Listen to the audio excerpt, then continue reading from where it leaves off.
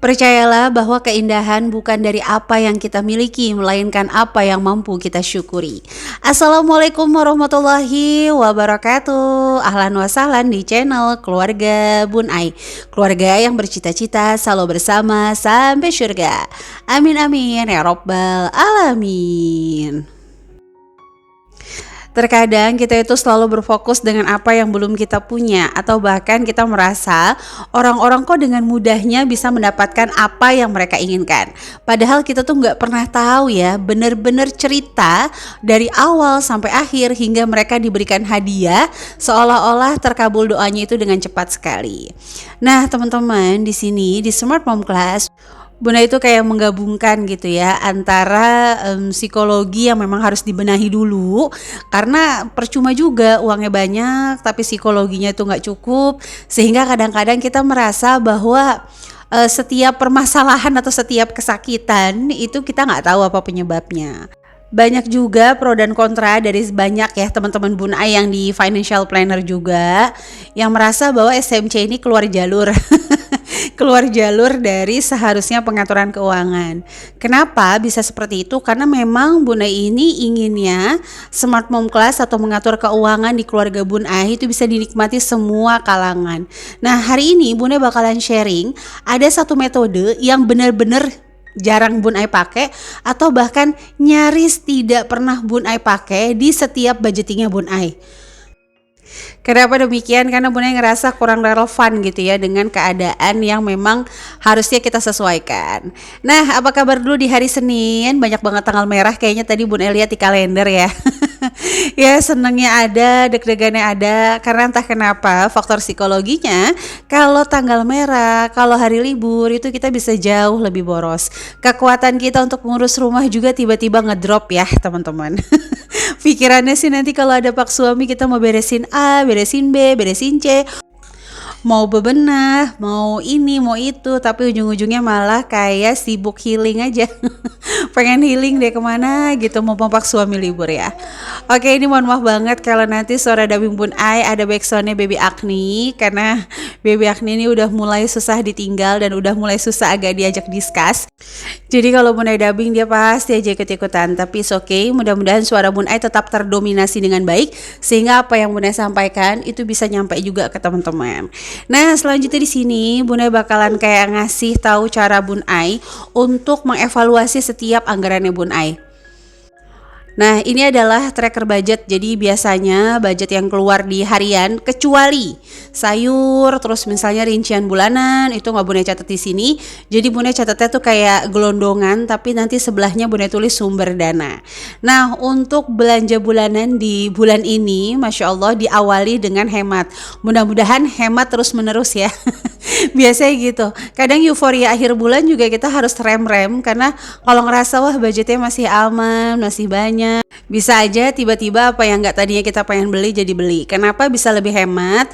Karena jujur di bulan ini masih banyak banget hampers, baik hampers snack anak-anak, juga hampers sembako kebutuhan bulanan kayak minyak, gula itu Bun Ai nggak beli lagi karena memang masih banyak banget pas kemarin tuh di Ramadan ya teman-teman.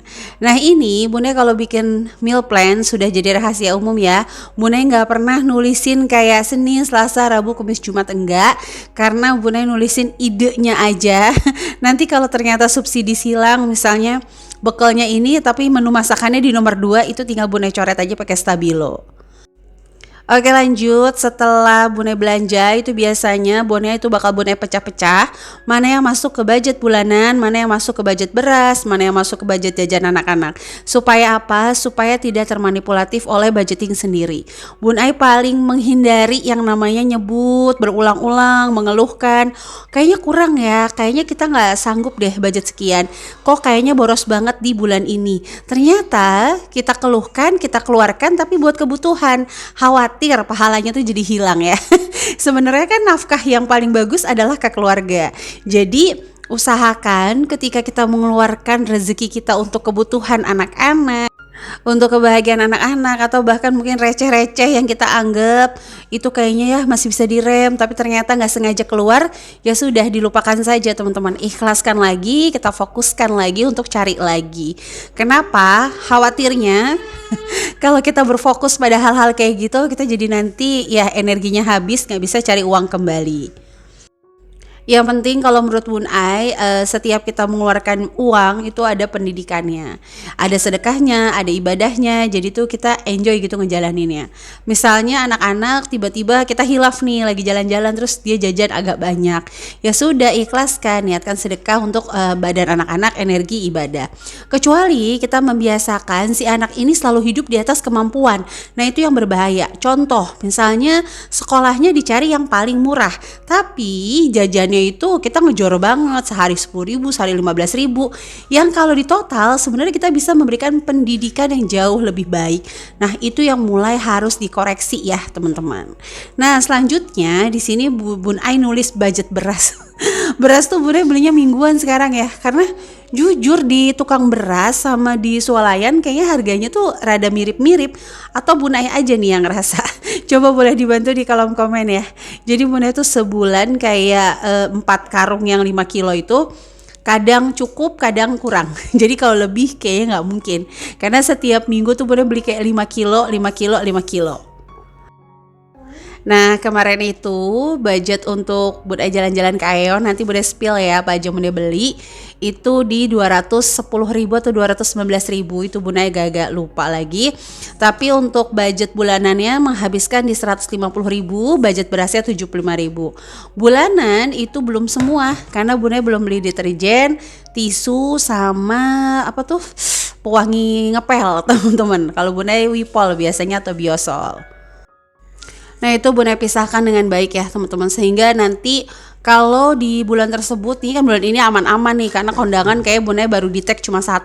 Kalau tiba-tiba kondangan, sumbangan, patungan itu over, kita udah tahu di awal banyak banget, Bun Ai bakal langsung ganti metode dengan menggunakan metode mingguan atau bar 1. Nah di sini Bun Ai mau spill bahwa ada satu metode yang benar-benar nyaris nggak pernah Bun Ai pakai, yaitu adalah metode presentase.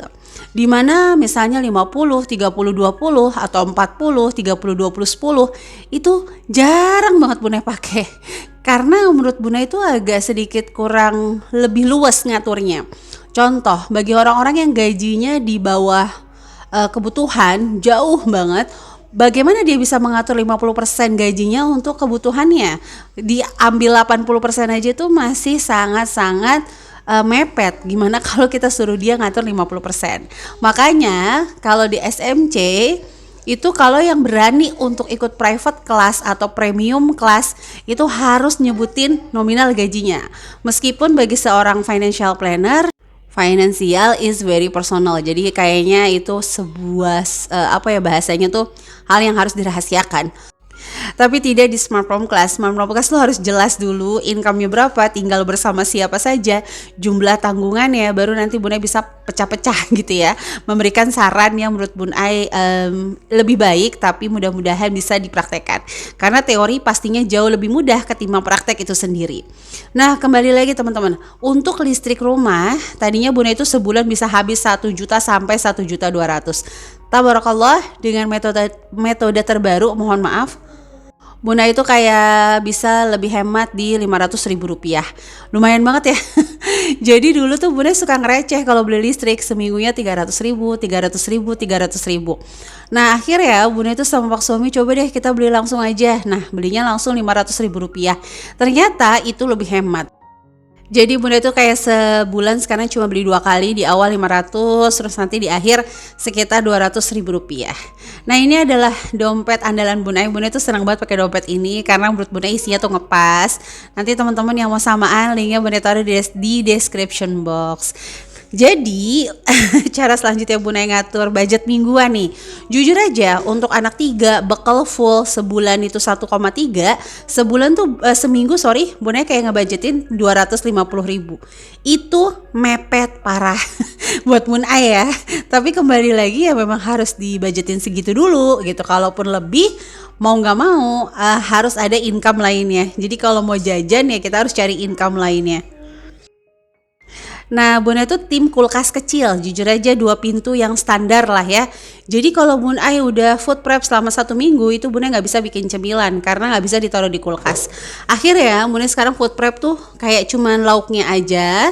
Terus kalau sayurannya itu belinya nggak terlalu banyak karena jujur anak-anak Bunda juga tim yang nggak suka sayur. Nah, Bunda itu ngelis dulu kira-kira lauk adanya apa aja di kulkas. Alhamdulillah masih ada kembung, masih ada udang. Jadi Bunda nambahin kayak cuma telur, tahu tempe. Ayam lagi nggak ditambahin dulu soalnya kayak bosen gitu ayam terus ya. Terus kan kalau kita nggak masak ya pilihannya di dekat rumah Bunda cuma kayak ayam kriuk aja teman-teman. Nah, budget 250.000 itu Bunda biasanya sih kayak pilih-pilih. Kita tarik dulu yang 150, yang 100 ribunya masih Bunda taruh di dompet pink. Itu untuk nambel kalau bumbu-bumbunya habis. Karena biasanya budget yang cukup besar itu adalah di budget bumbu ya teman-teman. Aduh, ini tuh batuk bener-bener gak hilang-hilang ya, jadi lumayan nih dubbingnya agak ngos-ngos ya.